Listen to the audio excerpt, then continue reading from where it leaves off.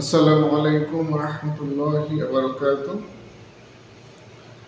কেমন আছেন সবাই? আশা করি অনেক বেশি ভালো আছেন। আলহামদুলিল্লাহ।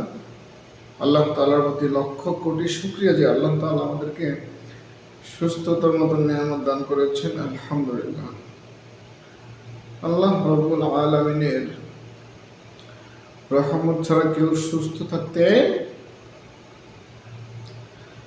পারে না। আল্লাহ তাআলার রহমত লাগবেই প্রত্যেক বান্দার, প্রত্যেক প্রাণীর।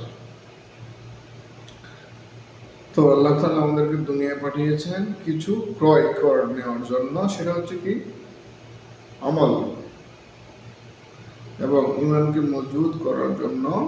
তো আমরা কি করব? আমাদের যাতে ক্রয়টা ভালো হয় আমরা সেই চেষ্টা করব। আমরা ভালো ভালো জিনিস যেমন বাজার থেকে কিনে আনলে কি হয়, খেতে মজা হয়। তদ্রূপ দুনিয়া থেকে আমরা ভালো ভালো আমল করতে পারলে আমরা কি পরকালে খেতে পারবো, আমরা শান্তি পাবো। আল্লাহ তাআলা আমাদেরকে যখন এই বুঝগুলো দেন, আজকে আমরা একটি বিষয় লক্ষ্য রাখি। আমরা জানি আমাদের প্রত্যেকের জন্য, প্রত্যেকের পিছনে কি আছে? ফেরেশতা তৈরি করা আছে। যদি আমরা ভালো কাজ করি তাহলে তারা সেখানে কি করে? আমাদের জন্য থাকার জায়গা নির্মাণ করে।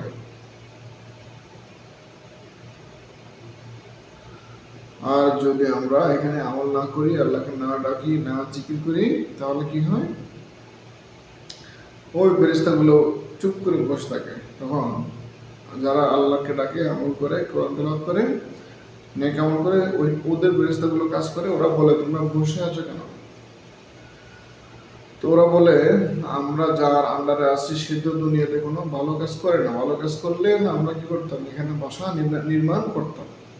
তো আমরা বিষয়টা লক্ষ্য রাখবো, বেশি বেশি করে জিকির করার চেষ্টা করব, বেশি বেশি করে কোরআন তেলাওয়াত করার চেষ্টা করব। আল্লাহ তাআলা আমাদেরকে দুনিয়া পাঠিয়েছেন এই জন্য, আল্লাহ জিকির করার জন্য। অন্য কোনো উদ্দেশ্যে আল্লাহ তাআলা আমাদেরকে পাঠান নেই।